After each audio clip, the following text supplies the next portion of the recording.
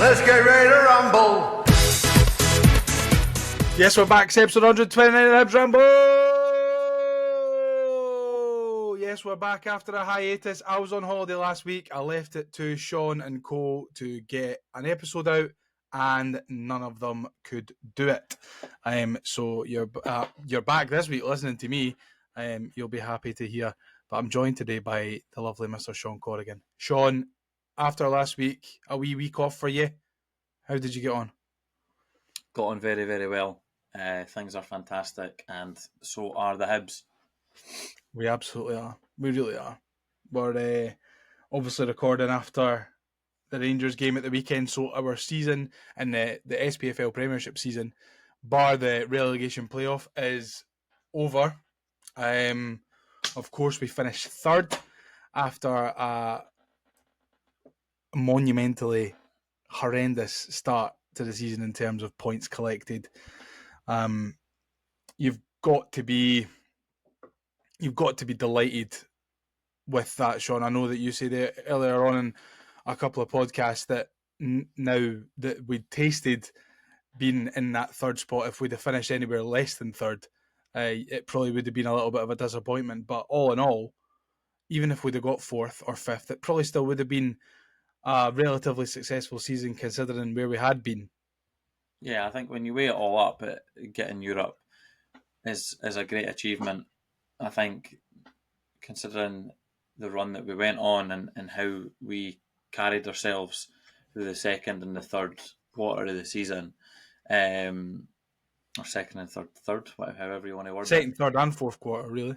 Yeah, I think we deserve. Oh well, the league table doesn't lie. After 38 games, we deserve to be third. But when we were on that run, it was a case of we now have the momentum. We need to make sure that we can actually finish that, because it would have been very Hibs of us to have dropped off. However, it was Aberdeen that done that this time. The league title winning Aberdeen side of October 2024 ended up finishing fifth.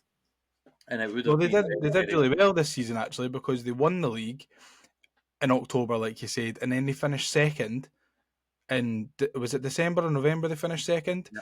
And then after they beat us at Pittodrie, they finished third, and then they'd finished fourth after they got beat by St Mirren, but ended up finishing fifth. So how can you finish in 5 different places in the one season? It's absolutely baffling.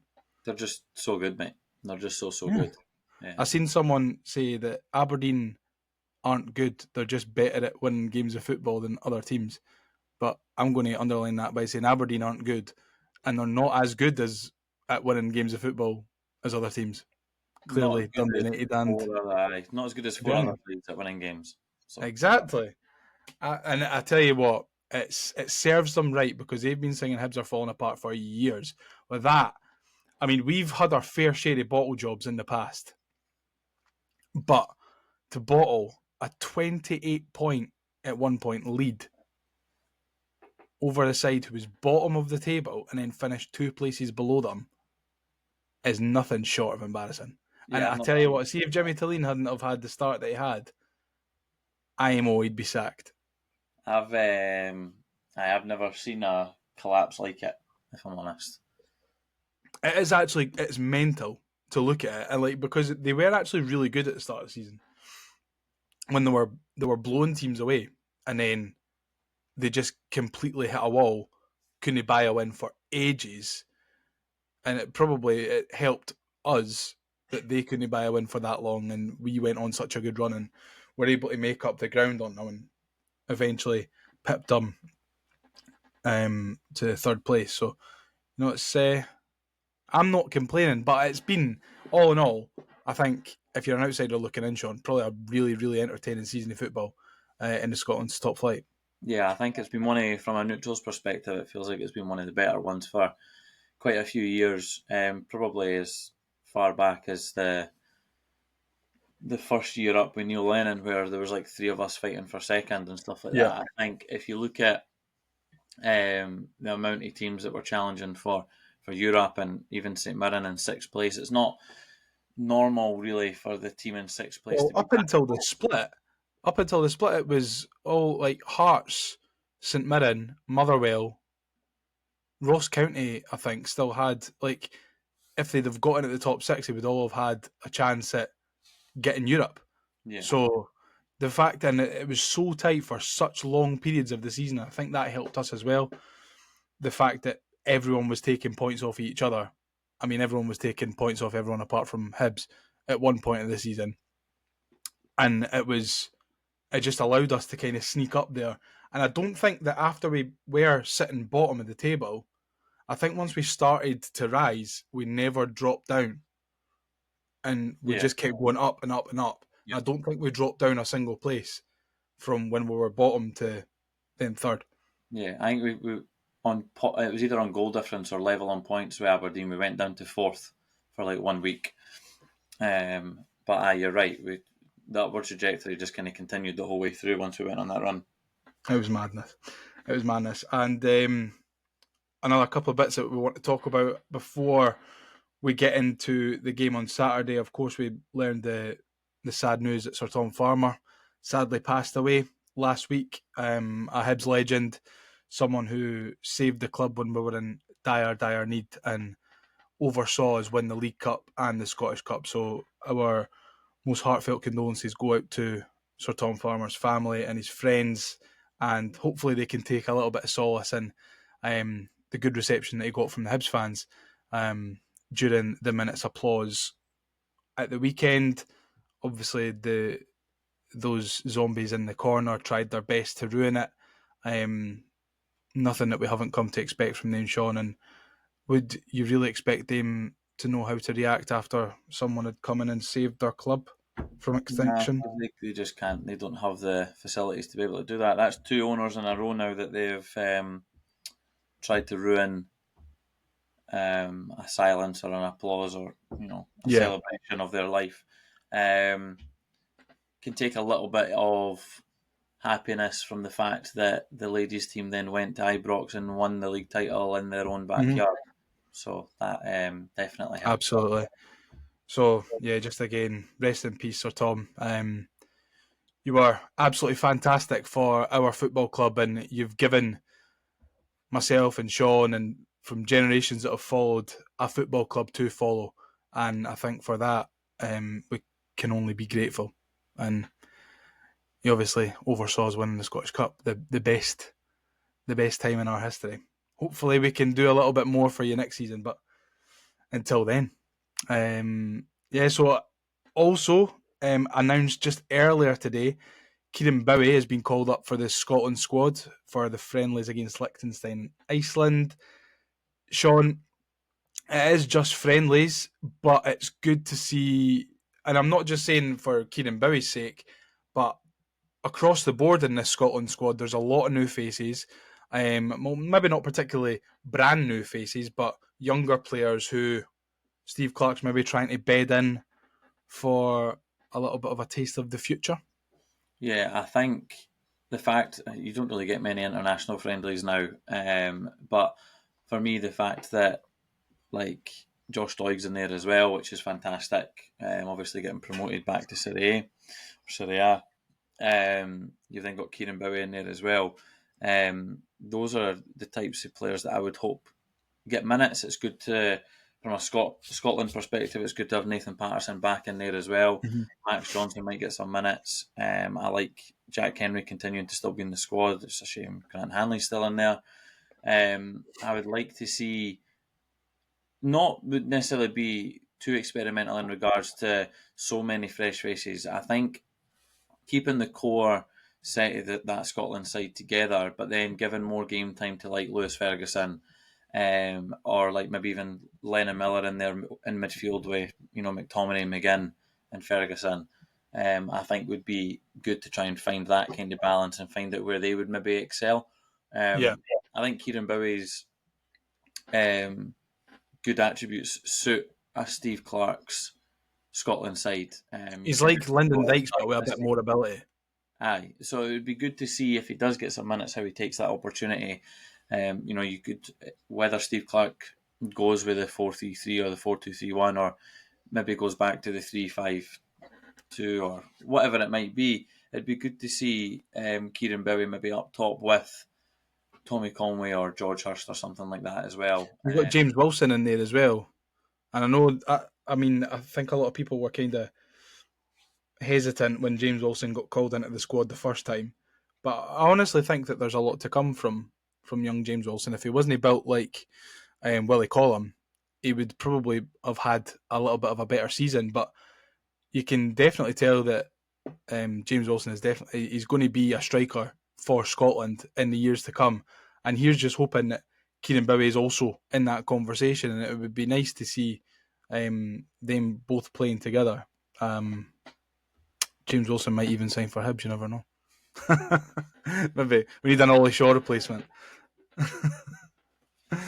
And finally, just before we get into the Rangers game, because they never bothered to do a podcast last week, we've missed all this. So Martin Boyle has triggered a 1-year extension.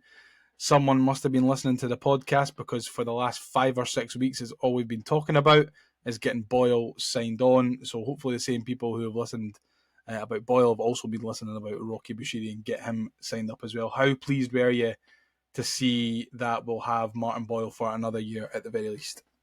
Yeah, I think it makes sense. If there was an option there to trigger it, we do it. I kind of hinted to it on the last episode about it probably being close to being done, if not done already, and it was just a case of getting it announced more than anything else. It looks like that's turned out to have been the case, which is great.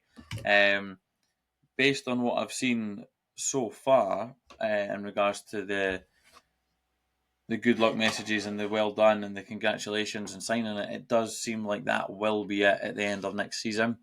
Yeah. Which makes sense. I think we spoke about it a few times, and me, you, and Mark spoke about it as well. Like, giving him that 1 extra year works for us, but probably doesn't work for him. So if we can get anywhere near as good as he's been this season, next season, and then he does leave on a high, and then goes and gets a big money move or something, that probably would work in his favour. I think a 1-year deal probably was the best for Hibs.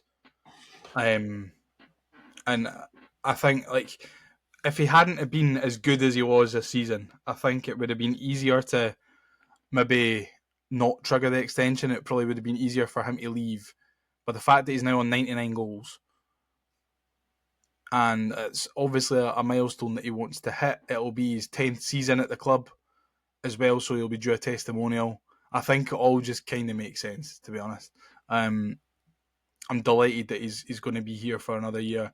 I think he'll really thrive in Europe, and you can clearly see that he's playing so well in this grey system that, and if we spoke about this as well, if he wants to get into the Australia squad for the 2026 World Cup, of course he's always going to be on the Australia's manager's radar. But you've got to be playing games of football, and you've got to be playing well. And I think that playing at Hibs probably gives him the best sort of platform and the best foundation to then go and have a good season. Yeah, no, I completely agree. I think if we can recruit well in the summer and continue to provide him with the quality that we have throughout the season and have good top quality around him, and just kind of tweak the personnel, I think, I know we've obviously got McGrath coming in as well, but just a little bit extra quality in there.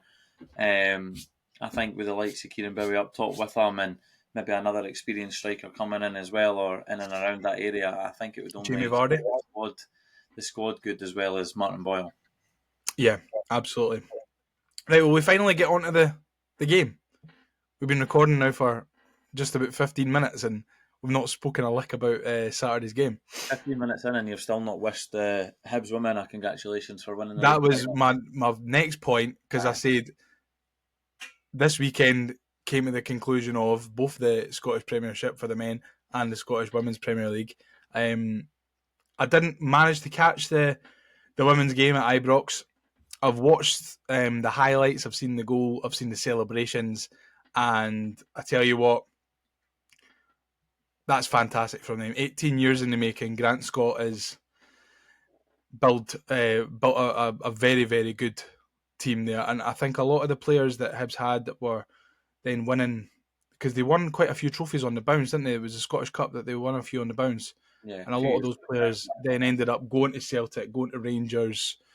A few of them went down south. So it's been a little bit of a rebuilding job for Grant Scott to do, but he's really built a fantastic team there. And, all credit goes to them for going to Ibrox and winning the league there. I mean, it was basically a cup final. It was either them or Rangers, wasn't it? So, Yeah. fantastic to do it there. Great scenes. Ibrox covered in green and white confetti. You love to see it. And it just kind of rounds off a brilliant year collectively for the club, for the men's team, for the women's team, for the 18s as well, who obviously won their league and will be playing in the Youth Champions League next year. The women will be playing in the Women's Champions League, and we'll be playing in maybe the Europa League, but probably the Conference League. So fantastic for them. But on to the men who also played Rangers at the weekend. Finished 2-2, Shaun, in what was effectively a dead rubber. But David Gray came out before the game and after the game and said games between these two clubs are never going to be dead rubbers. And I think you could have probably told that after the first 5-10 minutes. There was a lot of needle in that game at the weekend. Yeah, I think obviously we never started very well, but there was a wee spell in the second half as well when a couple of things were kind of going against us. There was a couple of crunching challenges going in as well, and you could see that the players were right up for it as well. Albeit, like I said, that we never started that great. David Gray's right. There's always going to be something at stake when you play Rangers at home, and I think that is probably the benefit of playing one of the old firm last in the split at home, regardless of whether the season's done and it's classed as a dead rubber. If you're coming up against the old firm at home, you want to try and take points off them and you want to try and win. Whereas if you're playing like a St Mirren or maybe even Dundee United, if they had already, sorted their position in the league, it probably would have been more of a dead rubber. So it was good that we were playing a bigger side last game of the season. For sure. And I think that, it was a great day for it. Sun beating down on Leith, like you said, it probably wasn't the best of starts. Cyril Desser's getting in after a bit of a calamity at the back. It's probably the first time that we've seen a real individual error like that, maybe since Dundee away when we got beat 4-1, that's then went and led to a goal. But the reaction from the team I thought was really impressive, to be honest. Rangers did try and pile it on a little bit, but I thought that Jordan Smith, after his mistake, was excellent. I thought Iredale, Cadden on that left-hand side were really good. We managed to limit them to not an awful lot of very clear-cut chances. Obviously, Tavernier has a free kick. He flashes one wide. Czerny forces a really good save from Jordan Smith. But I didn't really think at any point that we were particularly under the cosh. It was more of they had more of the ball, but I was fairly confident in the defence doing its job. I actually disagree. Really? I know they didn't have a lot of clear cut chances, but watching it, I thought we were woeful at the back, and I thought there was too much of a gap considering we're playing three centre halves down the middle. I genuinely thought that we were really good at the back on Saturday. I thought we left ourselves exposed far too much, particularly down the middle, and I don't know if it was a miscommunication or between Rocky and O'Hora, but there always seemed to me when Rangers either won the ball high on us or were on the attack, it seemed like one of those two were out of position, and then Iredale was having to try and fill in. The amount of times I felt like when Rangers got the ball on the turnover, they had so much space either in behind or through the middle, and then because Iredale is then coming in more centrally, it's then creating a lot of space down that left-hand side. Well, they were effectively playing with a front four, though, weren't they, when they had the ball? Because you've got Danilo and Dessers, and then Czerny and the other boy on the other side. Who's the boy on the other side? But that's the thing, when you're playing with three centre halves or a five in total, even if they're playing with a four, you should still have a structured shape. And it just felt like, to me, a lot of that. I know Rocky stepped out a lot, and that created that gap in the middle as well. And then we got caught in the turnover. But for me, and I know it was the last game of the season, But that was frustrating me when we were trying to either build for the back or trying to break out. The turnover on the ball seemed to happen quite a bit. And then it just felt like Do you Rangers had think it was more the frantic nature of the game, though? Because I feel like that Rangers were giving the ball away very cheaply as well. They were, but like you've said already, it was a dead rubber. There wasn't really anything to play for. So if we had just kind of kept a little bit more structured shape in that back line, I think we would have got a little bit more success, and would have probably limited Rangers a little bit more. Now, you're right, they didn't have too many clear-cut chances. It just felt like when they were on the attack, there was a lot of space either in front of them, through the centre, or in behind. And that was just frustrating for me to watch. Yeah. I mean, I can understand where you're coming from, but I felt like when they got near the box, and when we like, not really when they were on the break, but when they were kind of trying to build up and had the ball out wide, then that was when we were doing our best defensive work, when we were packed at the back, and when they were putting balls into the box, or they were trying to knock it about and drag us and make a little bit of space, we stood firm and we were able to kind of see it off, to be honest. Yeah. I mean, the only real danger came from when they were playing on the break. Obviously, we reacted fairly well in attacking ourselves. We had a couple of chances before Martin Boyle is played through by Nicky Cadden, pulls the ball back, and Kieran Bowie finds the back of the net. Just moments earlier, there was a nothing chance for Rangers. Now, this is something that I think a lot of people will maybe be tuning in to hear about, Shaun. At the time, where I was sat, it was quite difficult to see whether it was over the line or not. I think you would need to be dead in line with the goal line, either side of the stadium, to really be able to tell whether it was in or not. There was a few players in the way for me, between me and the ball. I've seen it back on pictures, and I honestly have to say, I don't think it's over the line. I know you're at it, son. I know you're at it. That is absolutely hilarious that we then go up the other end and score from it. I said this at the time, right? I said this at the time. It got cleared out, and Jordan Smith then had the ball, and I turned to my dad and I went, "We're going to go up the park and score, and it's going to get chopped off, and they're going to get the goal." I went, "We're going to score, make it 1-1. The referee's going to go, nope, 2-0 Rangers." Yeah. Due to other commitments, I wasn't at Easter Road. I couldn't make it because of stuff I had on that day and that night. So I was watching it with there was another Hibs fan and another Rangers fan there, and we were bamming him up, saying that it wasn't over the line and how can you see that's over the line, and he was getting wound up and it was brilliant. And then when we then went on the attack, I said the exact same thing. I was like, we're going to score here. It's then going to get called back. Ours is going to get chopped off, and they're going to get it, and it's going to be 2-0. It's going to be game over.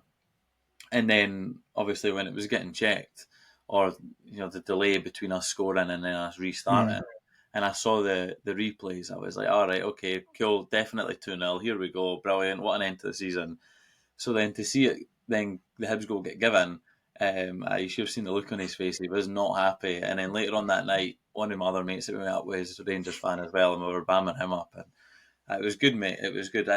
Listen, if there was something on the line, like I can understand why Rangers would maybe be a bit more aggrieved. And yes, you want consistency and you want the right decision to be made. But who cares? It was like last game of the season. Like nobody lost. I also think there was a foul on Rocky. I think I'd quite like to hear the audio, to be honest, because in some videos it does look like when Rocky's bundled into the goal and he kicks it out, it looks like it hits the back of the post and then comes back to Rocky, and he then kicks it back out again. It's so difficult to tell because because Sky weren't covering the game. There's not like a really high quality slow motion sort of video of it, so it's all kind of like framey and it jumps, so it's difficult to tell. But I wonder if they thought it did go in, but then they disallowed it because of perhaps a foul on Rocky. I don't know, but I think it'll probably be one that Willie Collum talks about in the VAR review.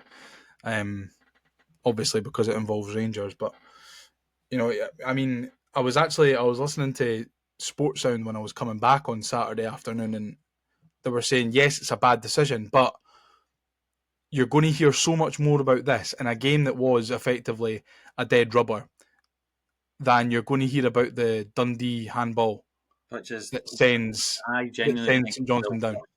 I think that's the worst handball I've seen given. Yeah, I still can't tell, looking at it, what happens there. And I think the fact you're all for consistency, but this decision in a game that meant nothing is bad. But what's worse is a game that's costing probably people who work at McDermott, work at the training ground, costing them their livelihoods probably, which is, I mean, I don't like St Johnstone, and I'm glad that they went down, but obviously you don't want the people who are involved at the club are now the ones who are trying to bam you up and scoring against you and celebrating in front of your face. But kind of getting off on a tangent here a wee bit, but you know what I mean? Yeah, see, just lastly on the actual Rangers goal, because it was a goal. The only thing that It wasn't a goal, wasn't given. The only level of doubt that I think maybe comes into the officials or the VAR room officials is the whole Japan goal in the World Cup and the Newcastle incident against Arsenal, where What about the Celtic one at Easter Road? Well, maybe even that one as well. Like, is it over the line or is it not over the line? Can you see a shadow? Can you not see a shadow? Like, because there's not goal line technology in Scotland, which I'm sure there will be at the Old Firm Stadiums. I think there probably will be next season, because that's Celtic done out of a goal at Easter Road. Rangers done out of a goal at Easter Road. Were Rangers no done out with one at Pittodrie as well for the same? Well, both the Old Firm sides probably have the goaling technology built in for. I think it will be. Genuinely, I think it will be, and maybe not for next season, but there'll be conversations about it, because at the bottom line, they can't keep going on with nothing, because that goal could have been in a game that meant Hibs got second or Rangers got second, or it could have been in an Old Firm that decided the league, or a relegation battle, or for the top six or whatever. Thankfully, it wasn't, but this can't be allowed to happen. If you've got VAR and you're micro-analysing every decision that the referee makes and trying to get him to either change his mind or stick with his decision or whatever, in things that are subjective, then things that are black and white should remain black and white. And I know that if the shoe was on the other foot and it happened at the other end, I'd be fucking raging. I'd be fuming. Yeah, of course. So, I mean, I think they've got to sort it out one way or another. But at the end of the day, fuck them. It's the funniest team that it could have happened to, and the outrage for a game that meant nothing to them or us is so pleasing. And the fact that we went right up the other end and scored is brilliant as well. I just feel like Kieran Bowie was maybe robbed a bit of a celebration. Yeah, fair. But like you said, get up them. Yeah, get up them. Fuck you, Rangers. Rangers then retook the lead just after half time. And it felt like everything that we'd done up to that point became a little bit redundant. Raskin gets a flick onto the ball at the near post from a corner, goes past Jordan Smith. Just can file it under one of those, Shaun, maybe? I don't know how a midget is winning a header and getting a flick on at the front post. Last day of the season, players in holiday mode.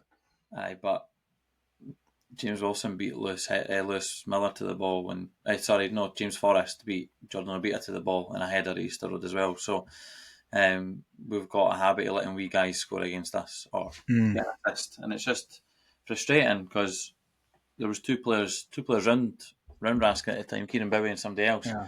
And the So, thing is, we've been so consistent in being able to defend set pieces. yeah, it's just I'm frustrating. struggling to find like an ounce of me that can get like not angry or annoyed, but like can wants to then criticise because we've been so good, and I don't want to be like, oh, that was shite. But I mean, yeah, like you say, that is the smallest guy in the park. He shouldn't be winning a header on the edge of the 6-yard box. Yeah. Well, it was shite. It was poor. It was shite, yeah. Yeah, frustrating to concede. Then I felt that there was only one team in the game, and it was Hibs. After that, again, I think similar to Rangers in the first half, we did have a lot of the ball. We looked like we were on the ascendancy. Clear-cut chances were maybe a little bit few and far between. Eventually, Nicky Cadden does what Nicky Cadden does. Licks an absolute beauty of a cross into the box. Rangers are at 6s and 7s. Robin Propper's picking his nose. John Souttar is having a cup of tea or whatever, and Martin Boyle's there to header past Jack Butland into the back of the net for his 99th goal in the green and white. And I thought then, Shaun, that there was only one winner on the park, and it would have been us. Who do you think Martin Boyle will score his 100th goal against? Whoever we play in the Europa League playoff. In the first game? Yeah, I think it'll be in the first game. I think it's a fantastic header. It's an even better ball into the box. But I feel like every Hibs fan has been saying that about Nicky Cadden for the whole season. I know him. He's just so consistent, mate. I know him and actually him and Jordan Obita both have the same amount of assists as well. So we should probably be doing more with Nicky Cadden's crosses, considering Jordan Obita's got the same amount of assists. Should we be playing Cadden and Obita like Clark plays Tierney and Robertson? Just sacrifice a centre half. If Jack Iredale wasn't the best centre half in the world, then yeah, I would probably. I know it's ridiculous. Eh? We've got the world's best left hand side. I know. Probably the world's best right hand side as well. It's a tough one, eh? Having all the best players in the world. I know.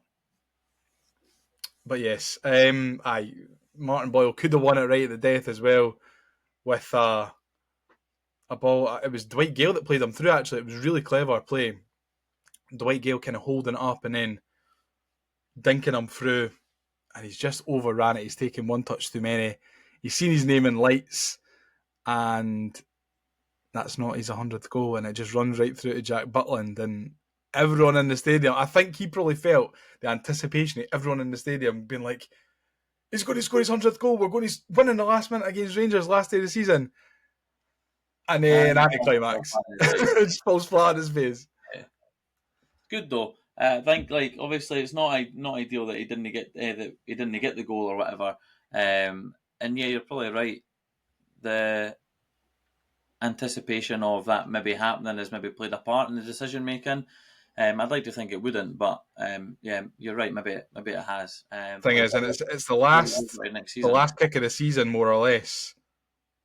You know what I mean? And what has been a very, very long season as well. Exactly, such a long season, and the players have put so much into it that you can maybe forgive Martin Boyle a little bit for taking one touch too many.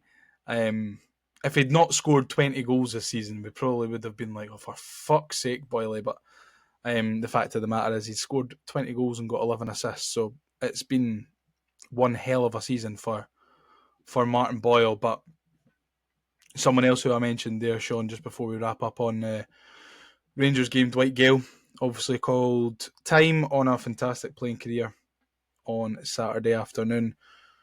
A player that we've probably waxed lyrical a little bit about this season. He came on, he said himself that he felt he had a stinker, but he ended up getting man of the match. Would you have liked to have had him around for one more year? I think it's really humble of him to... I mean, I'm sitting saying that Hibs maybe just didn't offer him a deal because they maybe just didn't want him next season. But well, he did. I think he was saying, like, from pretty early on, maybe in December or something, he was saying that he he felt his body was going, and he wanted he was going to make the decision whether to retire or not. I think it is. It shows the nature of the person more than anything else, because he's never played in European football. He would have been guaranteed the opportunity to play in at least eight games next season. Maybe. Assuming Aberdeen don't. Aberdeen have got the chance to do the funniest thing ever, by the way. So the fact that he could have just went, do you know what? I'll take another year at football. But again, his family's not up here as well. That'll play a major part for him as well. But the opportunity to play potentially eight European games, or at least be involved in that kind of atmosphere and outfit and in that competition, would have been something even better. And it would have allowed him to tick something else off in what has been a fantastic career for him. But again, like a lot of Scottish teams do when they finish third, the following season is very, very poor. And I'm not saying that came into his mindset, but the opportunity to end on a high, he's had the chance to sign Sunshine on Leith at Easter Road 3 times in one season, which in recent years hasn't happened at all. And we've managed to finish third for only, the third time in 30 like 15 years or something. Aye, so in my lifetime anyway. So I can understand again why he's made the decision. But listen, if it was me, I'd be selfish and I'd be taking up that opportunity. I mean, I think that he's been a real good addition to the squad this season, and I think what he's given on the pitch, but probably more so off the pitch, is going to be really well missed at the training centre. The likes of, I bet you Kieran Bowie and Big Mick have learned bags off of him in terms of how to be a more effective number 9, a more effective striker. Obviously, we'll always have Boxing Day at Tynecastle, and see, if someone says to you though, we signed Dwight Gale, would you have thought that he would have got 10 GA? And he played 29 times, but he only started 7 games, Shaun. Yeah, I'm not surprised. A really good return. That many. It is. But you could see when he was on the pitch the impact he was having as well. So I totaled it up. So it's 10 GA, so it was 6 goals and 4 assists over 29 appearances, which the majority of them were sub-appearances. I think he only played 190. And with the amount of minutes he played, that was a goal involvement every 92 minutes over the season. Impressive. And if you can have that for one of your strikers, then you're absolutely laughing. Yeah. But yeah, I think he's been fantastic, and like I said, it's probably someone who's going to be missed behind the scenes. He says that he might come back in the away end for a couple of Europe, so he might not completely miss out on Hibs in Europe. No.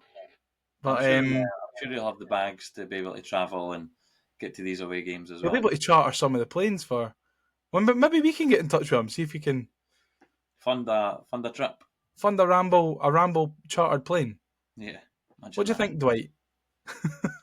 Probably tell us to fuck off. Your message. Yeah, probably. Aye.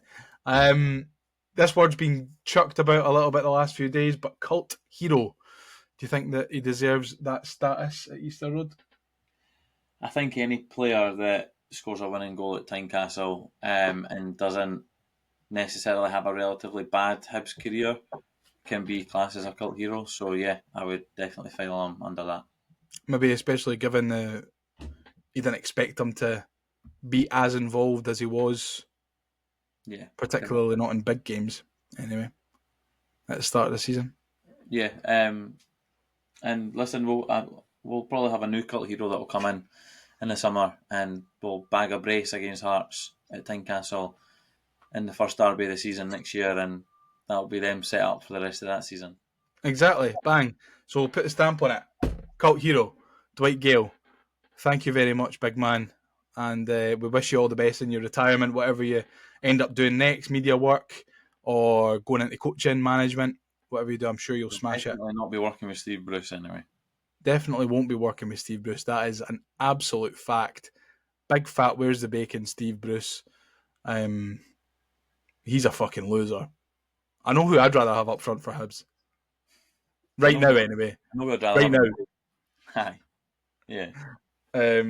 So yeah, Dwight Gale, cult hero status. It was a really good send off actually for him on Saturday with the guard of honour.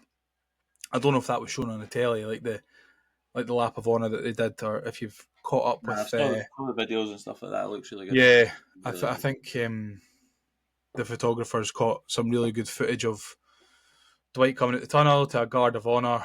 Martin Boyle sticks the captain's armband on him as well, so he wanders around with the captain's armband, and I think you could tell that he's, as the seasons went on, I feel like he's had a real good connection with the supporters, because it's just been such a massive mutual respect between not only Dwight Gale but the rest of the team as well, and it's probably just testament to where we've been and where we've got to now.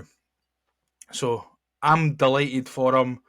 Yeah, I probably would have liked to have seen him stay for another year, but maybe Junior Hoylett can get signed up. You never know. He's not really made any rumblings about retiring yet, so maybe he feels he's got another year left in him. Would you take him for another campaign? Well, he'll want to try and get to the World Cup, won't he? So it would probably make sense that he gets another year. And I think as well, for the amount that he was actually involved this season, I mean, he's probably another one who, when he came in at the start, we thought, oh, this is going to be a bit part squad filler. And he's then in turn been a very, very important player in this crunch time of the season, the business end. So yeah, I think it would make sense for Hibs. If we've got, we obviously have got European football of some kind.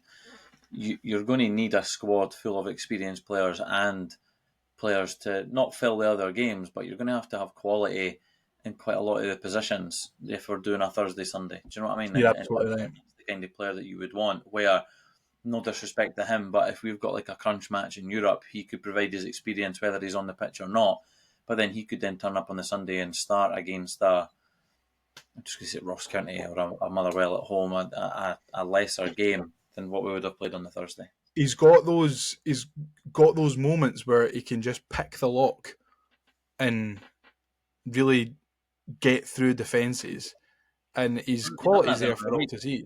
I can't remember what game it was, but he done that the other week. He played an unbelievable ball out wide. It was Motherwell. No, it wasn't Motherwell. It was Dundee United. United. So he obviously still has that eye for a pass as well, which is great. And like his goal against St Johnstone at home, was it St Johnstone or Dundee or whoever it was, for outside the box. So he's definitely still got the quality in him. 100%. Just before we move off of the Rangers game, Alassane Mane took, he was given his first start on Saturday. Maybe a little bit of a shaky start in the first half, but I felt like he grew into the game a little bit, and there's a player there. Yeah, I think when I saw him in the starting 11, it made sense considering third was secured. Get him some minutes, get him on the pitch, get him at Easter Road. He's obviously had a tough start to his career, not helped by the red card and also not helped by the fact that we went on a 17-game unbeaten run. So that's unfortunate for him, but it would have given him time to get to know the boys, get to know the team as well. There is obviously quality there. The fact that we've went all out to try and bring him in January as well and bed him in for next year. I wasn't really surprised at how he played either. I know we've said a couple of times that it was a dead rubber, but it's still a big game for Hibs, and he'll be wanting to have proved himself as well. Exactly. And I feel like he did grow into the game, and as well, like, it's not even just that, right? It's the fact that where he's come from. Was it Denmark that Oden's playing? Yeah. Norway. Oden's. I'm sure it is. It's one of those Scandi countries that play football in their seasons at a completely different time to ours. So he probably would have been coming over, and I don't know if it starts late or starts early or whatever, but he probably wouldn't have been at the right period of fitness that he would have been if he was playing in the UK or elsewhere in Europe where they have a similar season to Scotland. So it probably would have taken him a little bit to get up to speed anyway. And I actually think that the red card and the fact that when we went on an incredible run, I think that's probably helped, to be honest. Because the last thing that you want when you're coming into a team, I mean, I'm speaking personally, If I was Alassane Mane, the last thing that I would want is to be thrown into the team and then all hopes pinned on me. I would shit my pants. I would not like that, Shaun. Yeah. No, I agree. I think that's why it's probably worked in his favour. Obviously, he would have wanted to play more games. Of course he would have, but he also can't really grumble considering how... Think about the head start that he's going to have on next season, though. So Yeah, he's only started then one game this season. He's played in another couple, 3 maybe. So by the time next season comes around, he'll effectively have had a double pre-season. Yeah. And then be ready, and he'll be able to hit the ground running next season. So he'll look good in a midfield with Jamie McGrath. Yeah. Any chance of Trianc's coming back, you reckon? Or do you think that applause when he gets subbed off on Saturday was a goodbye? I would love for him to be here next season, but I don't see it. I seen Martin Boyle come out and said that he wants Trianc to sign permanently. Aye, but he probably wouldn't mind Mbappe signing as well, but that's not... I wouldn't like him in this team. I wouldn't take Mbappe. Would you? Not on Martin Boyle's current form. Yeah. Mbappe's shite. Well, Shaun, we debuted it a couple of weeks ago. Are you ready for the second instalment of Cliff Pikeisms? I'm concerned. You're concerned. You Yeah. should be. Here we go. Attention all ramblers.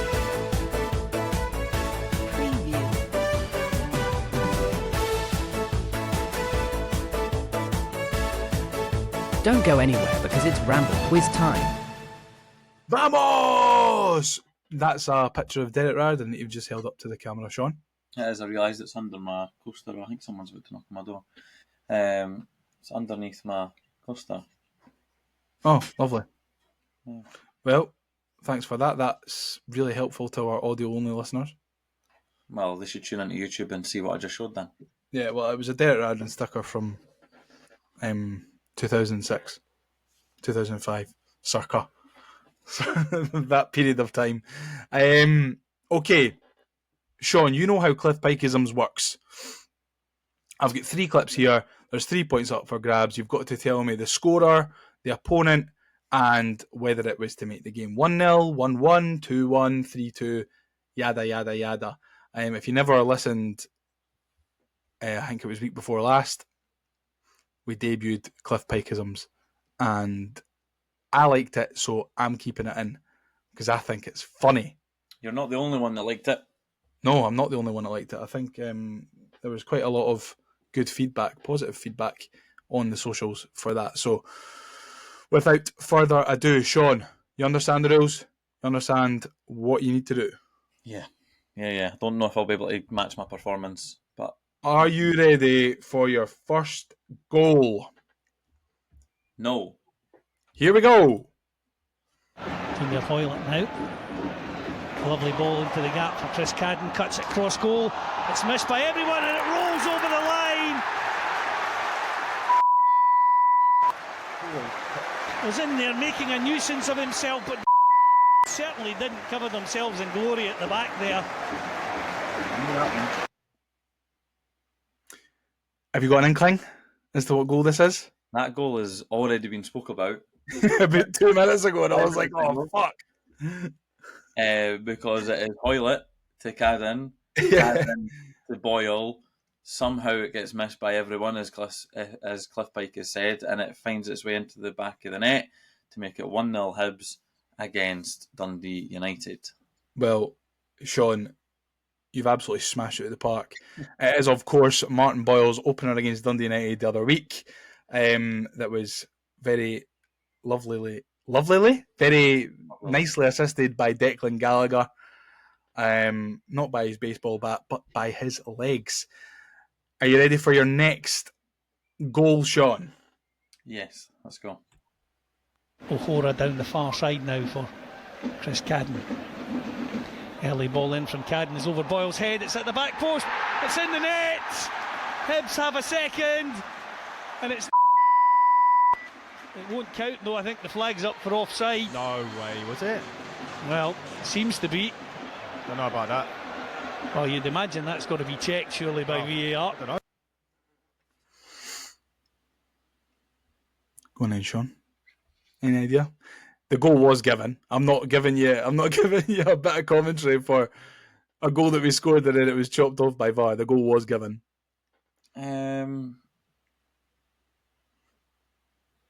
No, I'm struggling.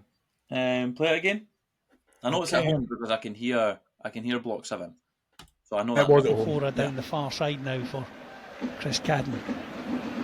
Early ball in from Cadden is over Boyle's head. It's at the back post. It's in the net. Hibs have a second, and it won't count though. I think the flag's up for offside. No way, was it? Well, seems to be. Don't know about that. Well, you'd imagine that's got to be checked surely by VAR. Don't know. I think I'm going to get this one wrong, right? Mm-hmm. Because I think the bleep would have been longer, based on what I'm about to say. Okay. Because I've got I do think I'm wrong. I think it's the second one against Aberdeen at home where Nicky Cadden scores. But the reason why I'm doubting myself is because I feel like Cliff Pike would say, "Oh, from one brother to another," and then do you know what I mean? Like he would make a brother reference if it came in from Chris. Well, Nicky. He didn't. Because that's absolutely correct. That is the right goal. I also don't remember it getting. I remember at some point this season they assisted each other. But That was one of them. I don't know if there was any more, but it was the ball that come in over from Chris Cadden on the right hand side, and it looked like Dwight Gale had flicked it on, but and that's who would have been offside, but it was judged to have not touched Dwight Gale, and Nicky Cadden with the face mask heads it in and then points to his face to block 7 for his celebration. That is absolutely correct. Shaun, happy with that. You're on fire, mate. You're absolutely on fire, and I think you'll get this one as well. So I think you're definitely on course for 9 out of 9. So no pressure. But here's your final goal. Does well, rolls it back to Jordan Obita. Obita through, that's a great ball. Through 1-on-1 here with. Can he finish? He certainly can. The flag's up for offside on the far side though. I'd like to see that one checked by VAR. I know this one. By You the do? way, yeah. I think that assist, I've not seen that being complimented enough. I don't think. I think we complimented it on here. no, but I just mean like within the Hibernian community. Do you think that assist is better than Darryl Horgan's at the same stadium? Not Darryl Horgan, Scott Allen's at the same stadium for Darryl Horgan. No, because I think Scott Allen is a level above. And Scott Allen probably meant it as well. Aye. However, Jordan Obita's assist led to us winning the game, whereas Scott Allen's was in a 6-1. 6-1 defeat. Aye. So, so it's Jordan Obita assisting Martin Boyle at Ibrox to make it, was that 2-0? To make it 2-0. Correct. And then got called for offside. 9 out of 9, Shaun. How are you feeling? Absolutely delighted. Absolutely delighted with And that. I actually think that this week, I didn't give you as many clues. I think I did the bleeps pretty well. Yeah. And I didn't need as many replays either. You didn't need, you only needed one replay. Yep. You did excellently. I was trawling through because I've called the segment Cliff Pikeisms, but Adam Tomlinson's been doing quite a lot of the commentary as well this season. So I might need to call it Cliff Pikeisms / Adam Tomlinsonisms, maybe. Or Hibs Comsisms. Hibs Comsisms. We'll maybe review that for next season. But I quite enjoy this little game that we've got, Shaun. Yeah, it's really good. do. It is, it's good. Well done. 9 out of 9. Let us know in the comments.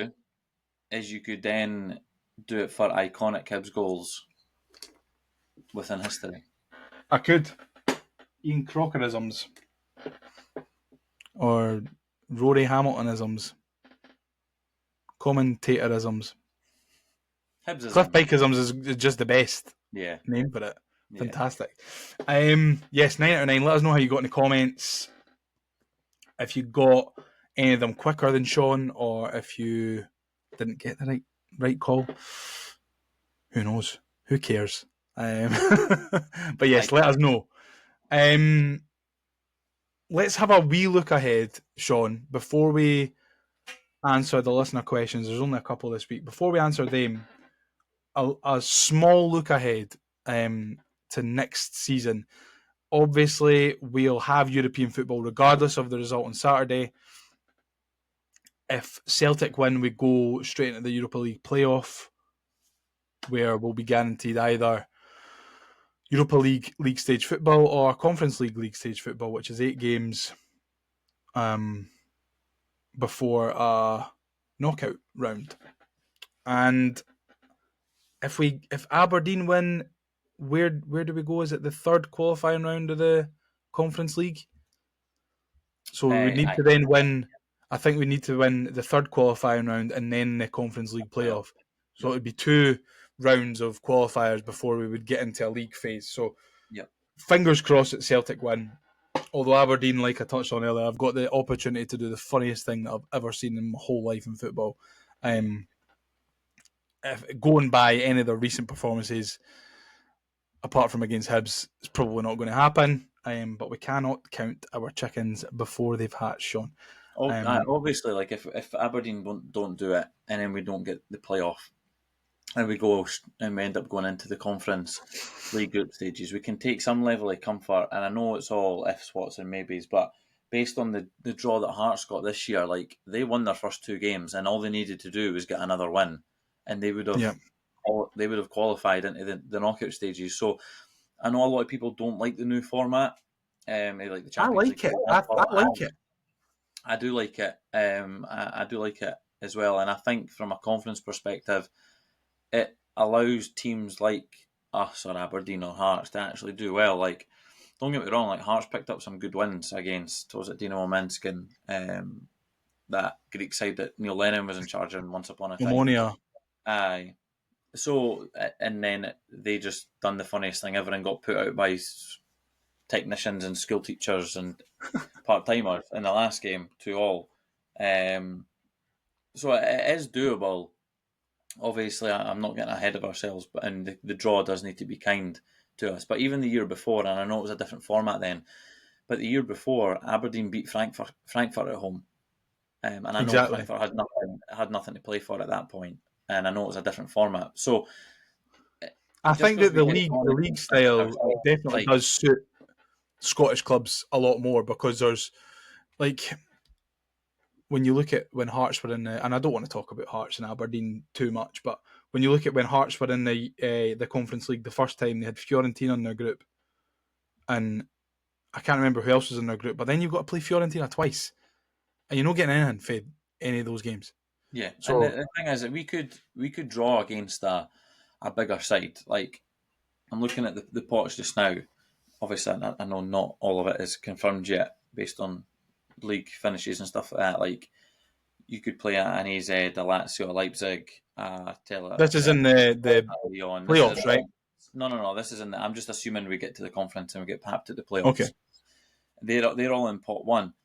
Who's to say that we could play them in group game 5 or group game 6 when they've already qualified? They're already qualified, and then we could maybe just need a point to nick it, and it could be at home. Like, these bigger sides, Danny, you're giving me butterflies. These bigger sides, 1, don't necessarily take it that seriously, and 2, if they do, if we play them at the end of the group stage, they're already qualified and they're playing second or third string sides. A lot of teams this year in the Europa and in the conference done that. So it's not without the realms of possibility that if we start well, and if we strengthen in the right areas and have a good enough size squad, that it would give us the opportunity to do something in it.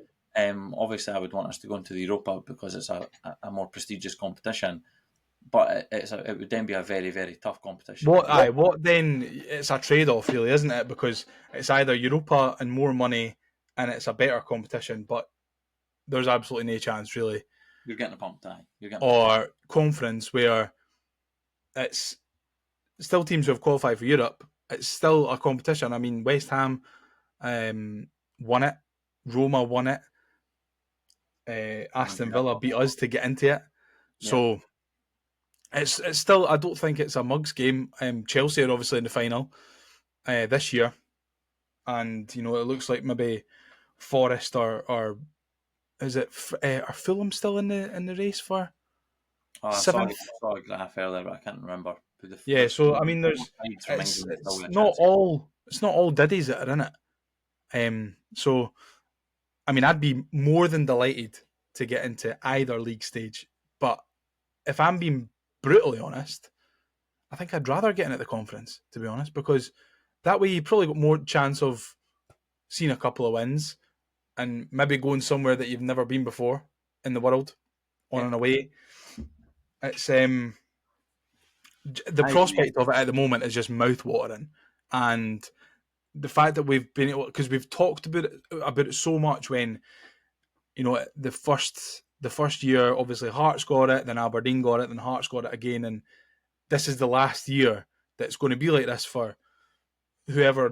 Who knows how long it's going to be? It might come back the year after next, the year after that. Who knows? But we said this year that it's got to be this year that we finish third and we get there. So the fact that we finished third, we've done our bit. Obviously, we need our wee cousins to win in the cup final, which I'm sure that they'll be up for doing because it's another treble. It's just it's a really, really exciting time to be a Hibs fan, to be honest. Agreed, mate. It's about bloody time because we've not had a lot of success on this podcast, so thank fuck we finally got No, some. we've not. And listen, and we've been bringing you podcasts weekly or nearly weekly. For this is this the third season? This is the third season that we've been doing the pod. So fourth season, 150th year, and we'll hopefully be doing some rambles from foreign countries. You never know. That would be great. That I would be might be great. I might be stuck at home, and you might be abroad. But Well, I said this to the missus. I went, I'll need to wangle and I'll need to grovel to be allowed to go. But I said I'm going to at least one. I'm going to at least one away. So hopefully we get some good locations, and I'll be on my way there. And maybe if you keep your eyes peeled, you might have something nice to wear when we get there. So that would be nice. keep your eyes peeled for some announcements from us in due course. But apart from that, what else to look forward to? We've got the Ramble Awards next week.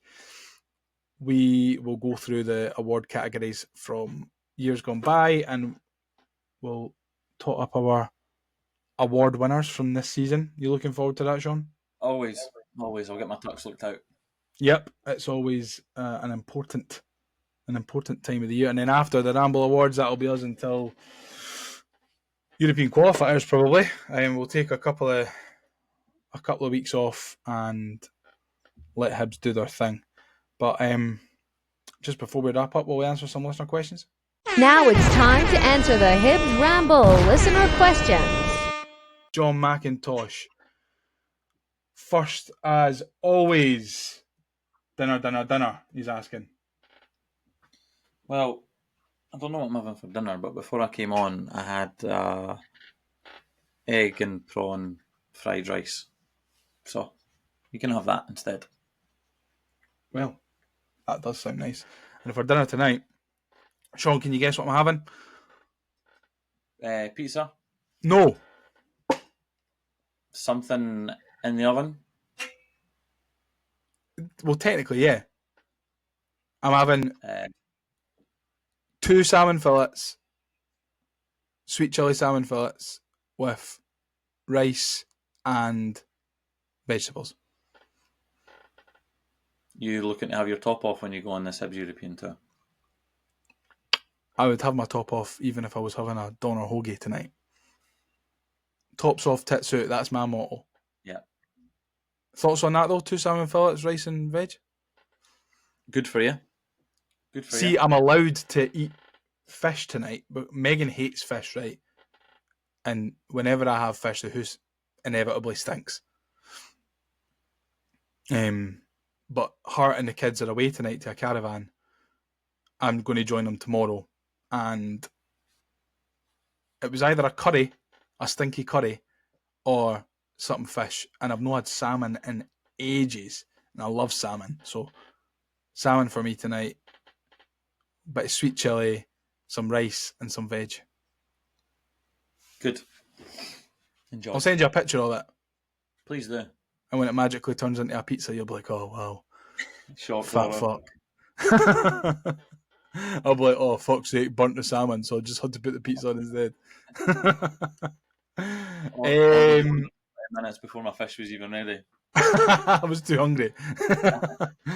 Next up, Dan's asking, if you could get one player from each Premiership club, who would it be and why?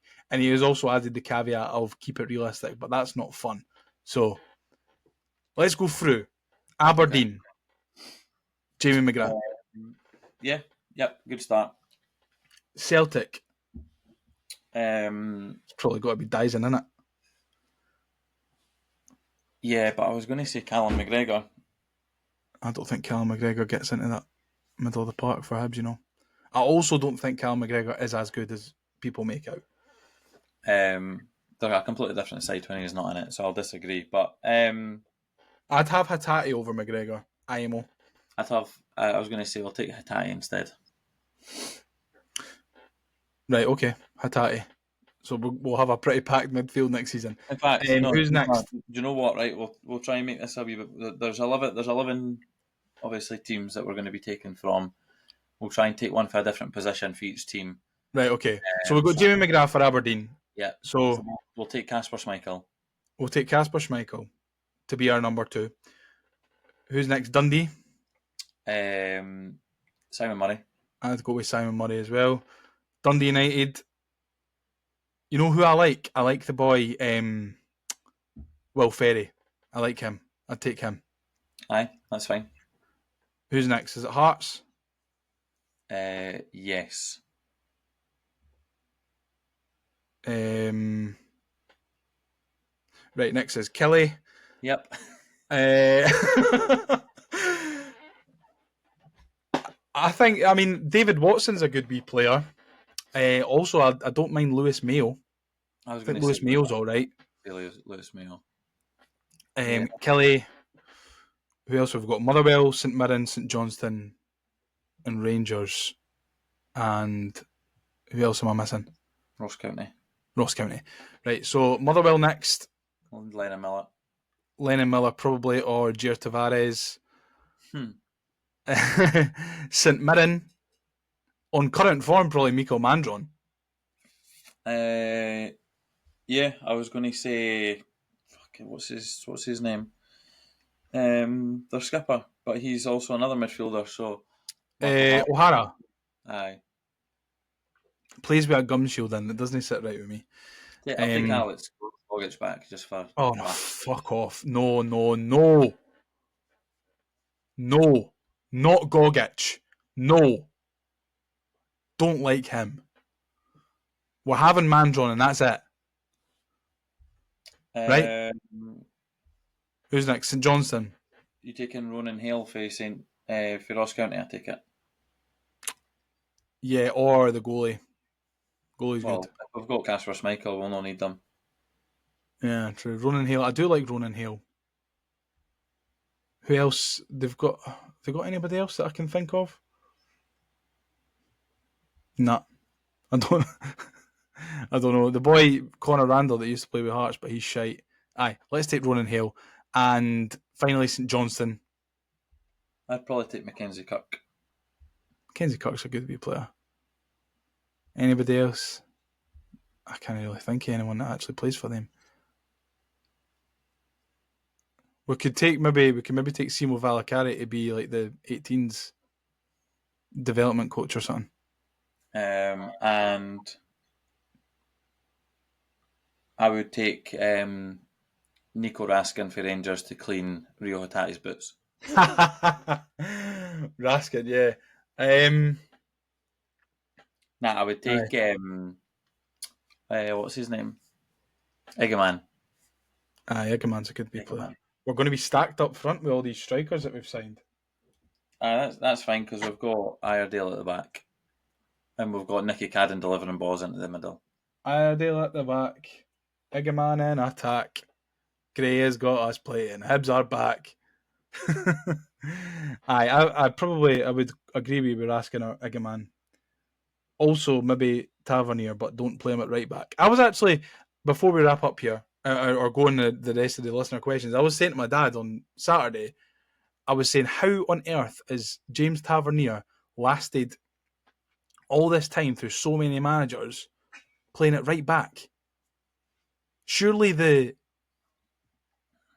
option is play him further forward. He can't fucking defend. That's why they started to play him at right centre half and a 3. And that still didn't work. I mean, why would you do that though anyway? Fucking play him in the wing. No? He's like the San Raj, like the 6th or 7th top goal scorer of the SPFL era. It's insane. Which it makes it even more mental that they don't play him further forward. And no manager has went, oh, he's scoring 20 goals a season for right back. Let's keep him there. Fuck's sake, honestly, if I was a Rangers manager, that's the first thing that I would do. Well, he's a free agent this summer. Has he not signed a new deal? Don't think so. Has he not? Oh, I didn't know Don't that. really pay that much attention. I wouldn't take him at Hibs anyway. Well, he's not getting in ahead of Cadden or Miller or Megwa. Yeah, you never know. You never know. Next up, we've got Gav Dick, and he says, superb season for the club. Great to see Bowie get his first call up. Could he be the answer for the national team, or will he be like Nisbet and Shankland and not be up for being Scotland's number 9? I think it all kind of depends on the team that he's in and the players that he's got around him, to be honest, because we're kind of going through a little bit of a transition period at the moment, aren't we, with the national team, where a lot of the old guard are starting to move on, and there's a lot of good young players that are probably good enough to play in this Scotland team, but they need time to gel and to stick together. So I would love to think that Bowie would go on and be Scotland's number 9, but you just don't know, eh? Like, you've seen better strikers than Kieran Bowie come in and struggle up top for Scotland. Maybe due to the way that the manager wants the team to play, or the players that are around them being hopeless. You never know, mate. But I'd like to see it happen. What about you, Shaun? Yeah, I think he's got the abilities to be able to be a good striker in a Steve Clarke Scotland squad, albeit it won't be a Steve Clarke Scotland squad for that much longer. Well, he says that he's not going to continue on after his contract, is he? Yeah, so I think he's definitely got the capabilities to perform and perform well. It's just as long as he takes his opportunity, should or when that arises. Well, hopefully it does. Hopefully it does, and he grabs it with both hands. And finally, just before we wrap up, Colin McLennan, a fantastic inaugural season for David Gray. Will he better previous managers when tasked with European football and the likelihood of a small squad? Now, I don't know where he's getting the idea that we'll have a small squad next season, because I think that we will need to add to deal with the demands of Thursday, Sunday. Probably because we had, up until recently, 15 players out of contract in the summer, so that's probably where he's getting that from. Yeah, aye. This is maybe he's assuming that we're not going to sign lots and lots of players in the summer, but I think we'll probably need to add quite a few, which I think is going to be maybe a little bit of a struggle for David Gray and Malky Mackay and the rest of the recruitment team, because they talk so often about getting the right characters in and making sure that the players are right fit for the club and the club's are right fit for the player. So if we need to add a fair number of players, we're maybe going to need to sacrifice a little bit of that philosophy, a little bit of that mindset in terms of getting good players in the door. But you never know. Hopefully we get both, but it's you said it earlier on, Shaun, it's been a bit of a characteristic of teams who have got to the league stage or group stages in Europe then having a bit of a poorer season the following because of the demands of Thursday, Sunday all the way till Christmas. Yeah, I would hope, like I asked the question at the beginning of the season, how far ahead are we planning? How far ahead are we looking ahead? How many windows are we ahead? And I would like to think that for some time now we've known that we're going to have been in Europe, and we should have had 3 or 4 options for each position, depending on where we're going to finish and different targets for different areas of the park. And Have you got how much the money confidence we get. that we are actually planning for that, and it started? Well, I made my feelings very clear in Yeah, but do you August, think that they've listened to you? whenever that was. I don't know. That's up to them, mate. That's up to them. I'm not saying it's the right thing to do. It's just what I would do. I would just like to think that a club of Hibs' stature would have had that in place, and they will be looking in the right areas, and they'll have different options. And once third guarantees us group stage European football, we can then go and explore. I mean, there's nothing wrong with having targets there lined up, and then waiting until we know what stage of Europe we're going to be in to then pull the trigger. That's what I'm saying. So, you'd have to already have that prepped, and then once we maybe go and get 2 or 3 of our main targets, we can then look to fill it with some assistance for Bournemouth, and then maybe a couple of loans here and there as well, just to give us the extra bodies that we need. And that's probably how I would look at the recruitment moving into the summer. Well, if you're listening, Malky, listen to Shaun. He knows his stuff. Another guy who knows his stuff is this guy who's on the BBC in December saying that we would get third. And where did we fucking finish? Come on. See, if we hadn't finished third and we'd have bottled it, then I would have been messaging the BBC being like, can you take that down, please? Please delete that video. But no, I'm happy. And you're happy. And everyone's happy. And we're all happy. Hi, bees. And that'll wrap us up for our final review pod of the season. We will be back next week after the cup final, either in a jubilant spirit or not a jubilant spirit, because we'll know by then if we're getting league stage European football or not. We'll be back with our award show. Me and Shaun will definitely be there.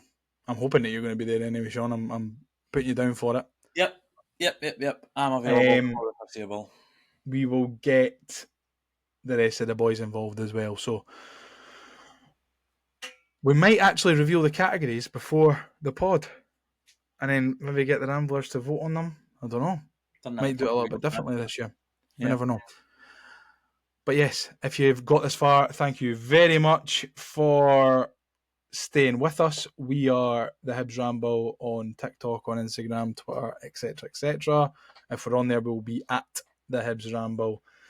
Don't forget to get in touch with us on the socials as well. Let us know what you think of the podcast, unless you've got some really nasty things to say, in which case keep it to yourself, because I don't want to spend my evening crying at the phone. But yeah, all that's left for me to say is enjoy your off-season, Ramblers, and we will catch you when we are back in Europe. Come on! Bye! Let's get ready to rumble.